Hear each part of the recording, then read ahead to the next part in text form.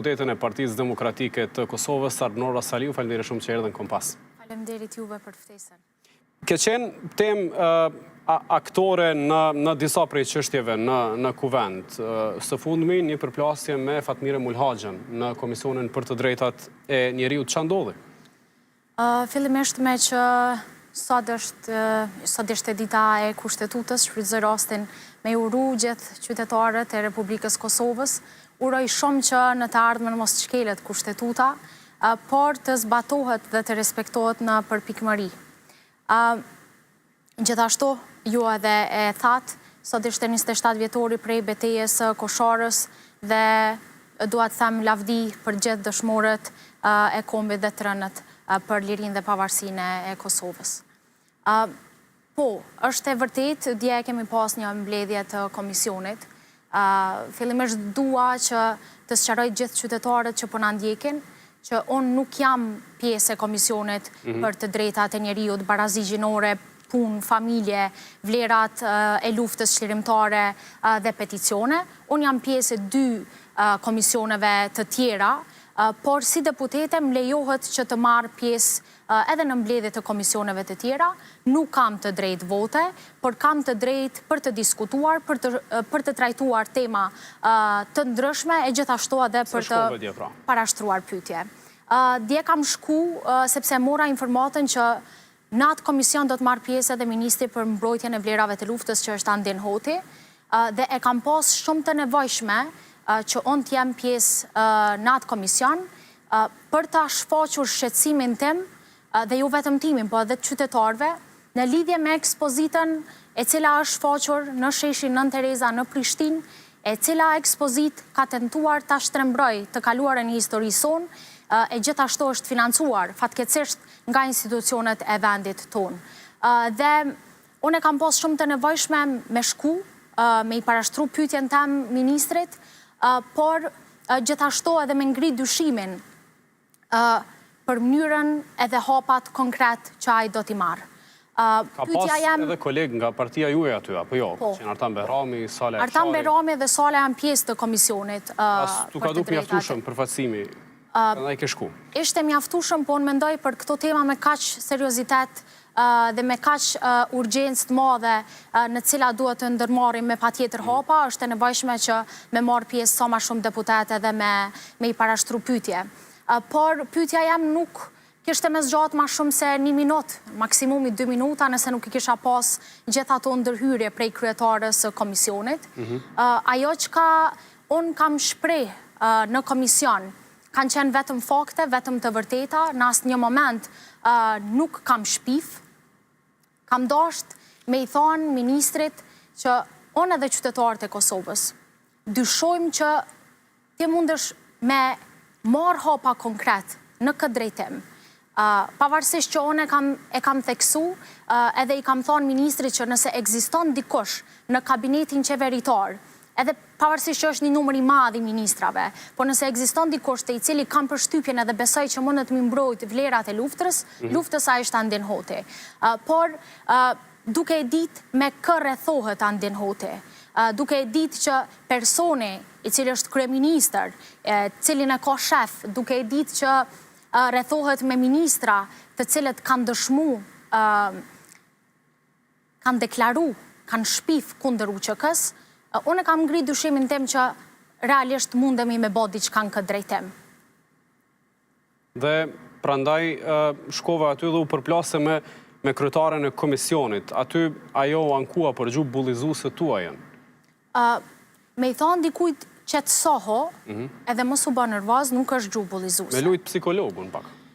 Por me i thonë një deputetës, ti je përkeqardhje se je vajzë e re me u marrë me këto tema, unë mendoj që është nënçmim, është paragjykim në baza gjinore, po edhe në bazë të moshës. Unë e vërtet që jam e re, aktivitetin tim politik e kam fillu herët, fillimisht kam qenë antare e thjesht e Partisë Demokratike të Kosovës, qytetarët e Ferizajt më kam besu si vajzë tre, më kanë zgjedh antarët kuvendit komunal të Ferizajt, jam zgjedh tash e 3 vjet kryetare e Rinisë Demokratike, udhëheqim e Rinisë Demokratike, dhe është mandati jemi i dytë që qytetarët mbesojnë për me i përfaqësuar kuvendin e Kosovës. Edhe këtë ma garanton Kushtetuta e Republikës Kosovës. Unë edhe kryetaria e komisionit, kemi të dyja pozitë njëjtë, jemi deputete. Gjithashtu kemi përgjegjësi... kandidate për presidente. E vërtet, gjithashtu kemi përgjegjësi të njëjtë ndaj qytetarëve. Edhe me i thonë një deputetës, ti je një vajzë e re me u marrë me këto tema, unë mendoj që është absolutisht e papranueshme. E gjithashtu, duke thonë që edhe pse Arnora është një vajzë e re, ose krejt trit, cilë të dëshirojnë me u marrë me politikë, ne kemi obligim shtesë, kemi përgjegjësi shtesë që me shumë kujdes me u marrë me këto tema, e gjithashtu me me vëmendje se çka kemi me bo na për të ardhmen, e gjithashtu me mbrojt të kaluarën tonë historike, me shumë kujdes që ajo të mos shtrembërohet si që pëndodhë kove të fundit. Se duhet të jetë kështu në shënjestër ministri për mbrojtjen e vlerave të luftës çlirimtare, kur qeveria nuk e ka financuar projekt, e ka financu kuvendi, kryesia e këtij institucioni në cilën përfaqësoheni edhe ju si parti. Haris e ka financu kuvendi i Republikës Kosovës, fatkeqësisht kryesia e kuvendit është mashtru, unë kam këtu kërkesën që i ka ardhë kryesisë e kuvendit, edhe në atë kërkesë, në asnjë pik nuk shkruan që po financohet organizata e Shkëlzengashit, nuk shkruan që po financohet një projekt i cili e shtrembron historinë e Kosovës, do me thonë ka pas tendenca që edhe në kryesi të kuvendit antarët të mashtrohen. Për këtë arsye, edhe në kryetaria e kuvendit, në këtë rast sekretaria e Partisë Demokratike të Kosovës, ka ngrit kallëzim penal për këtë që ata kanë bë. Por ministri për mbrojtjen e vlerave të luftës ka obligim për të marrë me këtë çështje dhe duhet ta trajtoj me urgjencë. Njëjtë si që kemi bë edhe me kërkesën për miratimin e rezolutës. Kështu hisedar në këtë çështje edhe pse keni votu për me financu 5.000 euro këtë projekt, pra nuk është që jeni interesu kush e bën, çka përmban, çka do të shkruhet në atë ekspozit, çfarë do të prezantohet, nuk keni marrë informacione shtesë, veç e keni ngrit dorën. Kërkesa ka qenë e qartë, një kërkesë e cila ka pas në qëllim ekspozitën, shfaqjen e të dhënave të vërteta, nuk është përmend emri i Shkëlzengashit, për ndryshe nuk do të votohej, sepse e dim kush është Shkëlzengashi, e dim çka ka deklaru për Ushtrinë Çlirimtare të Kosovës, dhe në asnjë moment nuk do të votohej për një financim të tillë. Çka ka ndodhur në kryesinë e kuvendit është kryesia e kuvendit është vendos në lajthitje, është mashtru me atë kërkesë që i ka ardhur prej organizatës Integra, e ndërkohë në për biznese, Shkëlzengashi ka kërku fonde në emrin e tij, kështu që do të merren organet kompetente me këtë çështje. Këgja e lehtë me këtë mënyrë mu mashtru kryesia, megjithatë, për shkak të kësaj situate keni kërku një rezolut në kuvend, për çka nuk është pajtuar kryesia në seancën e radhës, do të votohet pikërisht në sallën plenare, se si të shkoj rendi ditës. Nëse nuk e keni si pikë të parë të rendit, a do të alshoni sërish sallën? Shiko Haris, prej momentit që është shfaq ajo ekspozit, edhe kemi pa ato të dhënat pa vërteta, ne kemi ndërmarrë me njëherë hapa. Është kërkesa, është procedu kërkesa për miratimin e kësaj rezolute, e cila ka për qëllim mbrojtjen e vlerave të luftës, por edhe të kaluarën tonë historike, e gjithashtu edhe trajtimin e viktimave të luftës në Kosovë, dhe ne kemi tentu që bashkë me grupet parlamentare të arrijmë të dakordohemi që kjo rezolut të kaloj si pike pare rendit të ditës, sepse nuk ka çështje më të rëndësishme për të diskutuar se sa çështja për të vërtetën tonë historike. Kemi tentu herën e parë, nuk kemi marrë mbështetje, kërkesa e lëvizjes vetëvendosje ka qenë që kjo rezolut të jetë pikë e fundit e rendit të ditës, ne nuk e kemi po të arsëshme dhe nesër, pro si që e the edhe ti, do ta miratojmë rendin e ditës, por ne prap do të kërkojmë që të ulemi bashkë me grupet parlamentare, të punojmë në këtë rezolut, të japin rekomandimet e tyre, komentet e tyre, ndryshime eventualisht nëse ata shohin të nevojshme, e pastaj të dakordohemi për një çështje për cilën ne do duhet të pajtoheshim të gjithë dhe të mos kishte kundërshtime. Kështu që do ta shohim nesër që so janë të gatshme grupet parlamentare që të ulen, të punojnë në këtë rezolut e pastaj të Nëse mund ta kem laptopin në dalje. Pra, në rend ditë është 11 pikë, shqyrtimi i propozim rezolutës për mbrojtjen e së vërtetës historike të luftës në Kosovë 1998-99, kjo është agenda për nesër e seancës plenare me rend të ditës pas procedurave të zakonshme. Në rend të ditë do t'jetë marrëveshja për kredi mes Kosovës dhe dhe Asociacionit Ndërkombëtar për Zhvillim për projektin e zhvillimit sektorit financiar dhe marrëveshje të tjera ndërkombëtare. Po, sipas këtij insistimi që jeni duke e përmend, a i votoni këto marrëveshje nëse nuk e keni si pikë të parë të rendit ditës, sa do ta aplikoni të njëjtën mas opozitare që ta lëshoni sallën në mënyrë protestive? Haris, unë kam para vetës rezolutën, edhe rezoluta që është procedur në kuvend nga ana jonë, i ka ma pak se 3 faqe, e cila e lexohet brenda 5 minutave. Po, është temë e gjerë. Është temë e gjerë, e vërtet, por që nëse ka interes prej grupeve parlamentare, specifikisht lëvizjes vetëvendosje, me ullë në tavolinë, me i dhonë rekomandimet e tyne për me i përfshi brenda kësaj rezolute. Askush nuk ka qenë kundër kësaj. Është shumë teknike ndryshimi i një pike të rendit të ditës. Dhe pse po kapeni mbas teknikave?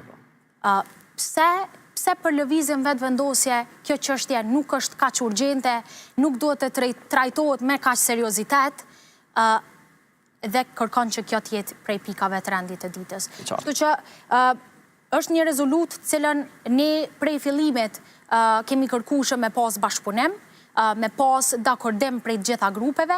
Ne kemi me kërku edhe nesër që të gjithë bashkë me ullë në tavolinë, me i bën ndryshimet e nevojshme cilat nëse ata kanë, kuptohet, dhe me vazhdu tutje, me procedu tutje. Por mbetet të shihet nesër se cili do tjetë reagimi i tyre dhe qasja e tyre ndaj ndryshimeve dhe pjesës ku ne mund të ulemi në tavolinë dhe të ndryshojmë sipas kërkesave. U bë po ashtu temë një veprimi juaj kur ishte duke fol kryeministri Albin Kurti në diskutimet sa i përket çmimit të derivateve në Kosovë. E hoqët flamurin kombëtar nga foltorja dhe i thatë diçka. E kam laptop fotografi nëse mund ta transmetojmë. Pse e bët këtë veprim? Ne kemi thirrë bashkë si opozit, e kemi thirrë seancën e arzakonshme për çmimin e naftës. Edhe kemi pas diskutime të gjata në kuvend për krejt vështirësitë që janë duke i pas qytetarët, jo vetëm me rritjen enorme të çmimit të naftës, por edhe me rritjen e çmimit të ushqimeve, të energjisë elektrike, e gjithë shka tjetër. Dhe prej diskutimeve që na i kemi zhvillu në kuvend, me një moment del Albin Kurti dhe mbon fjalimin e tij, një fjalim i cili përbes nuk ka ndru prej 6 viteve, janë premtimet e njëjta, fjalimi i njëjtë i cili shfrytëzohet në këtë foltore në kuvendit për me bë fushat elektorale. Edhe në krejt fjalimin që ai e ka thonë, në asë një moment unë nuk kam po seriozitet, edhe nuk kam po që ky person e ndjen atë që ka shtu e përballu qytetari.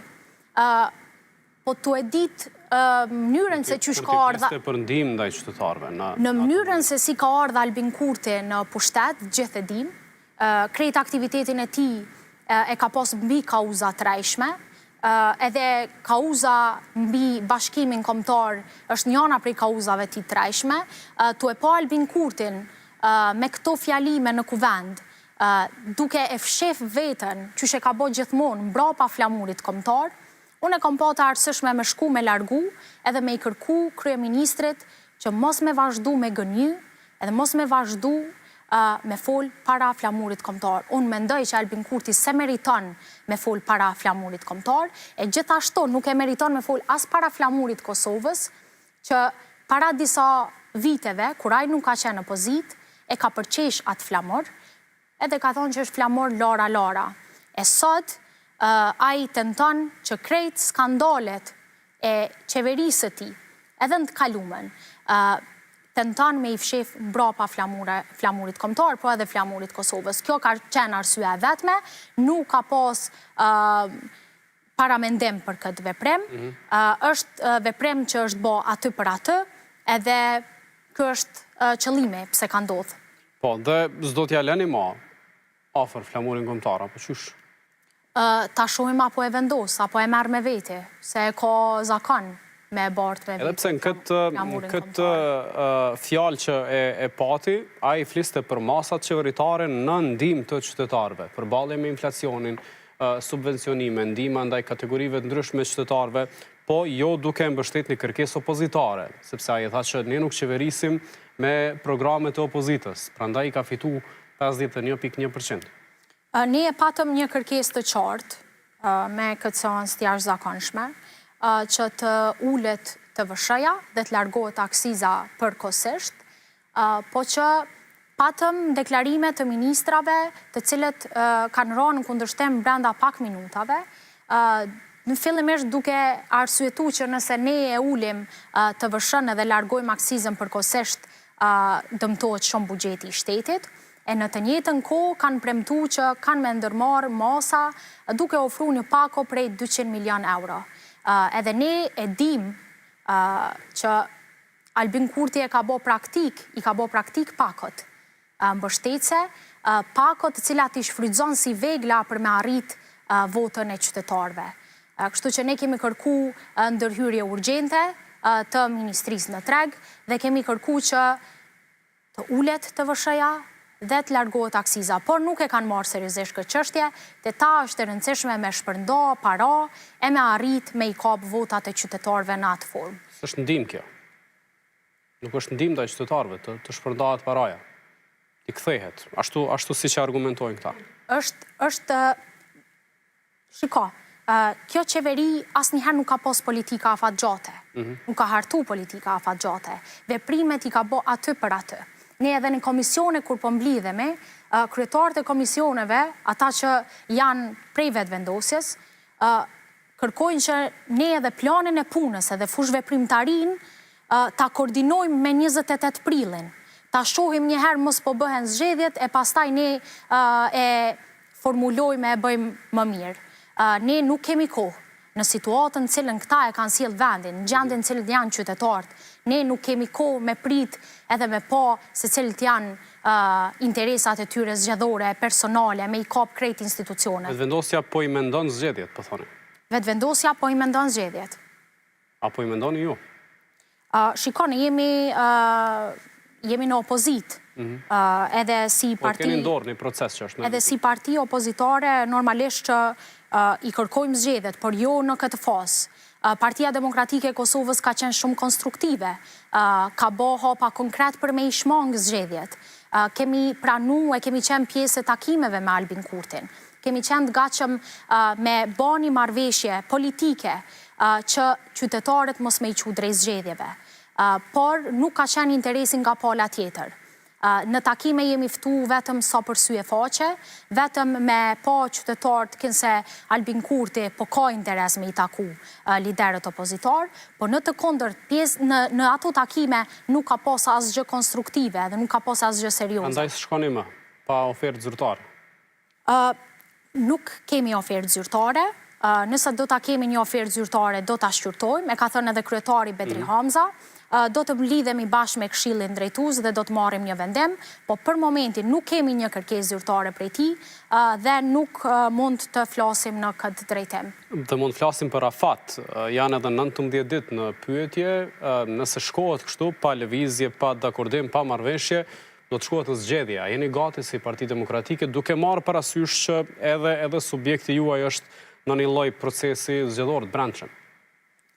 Po, faktikisht kemi pas zgjedhje të një pasnjëshme edhe e kemi pas të pamundur me hyrë në proces të brendshëm zgjedhor, por Partia Demokratike e Kosovës është gjithmonë e gatshme që të mobilizoj strukturat e saj, është e gatshme sidomos me këtë gjendjen aktuale në vend që të bëj më të mirën e saj, e gjithashtu jemi të gatshëm që të arrim deri në atë pikë që ne, si gjithmonë, me i pas programet më të mira, po dhe me ofru zgjidhje për qytetarët. Por dua ta theksoj edhe njëherë, nuk është dëshira e PDK-s me shku me patjetër në zgjedhje.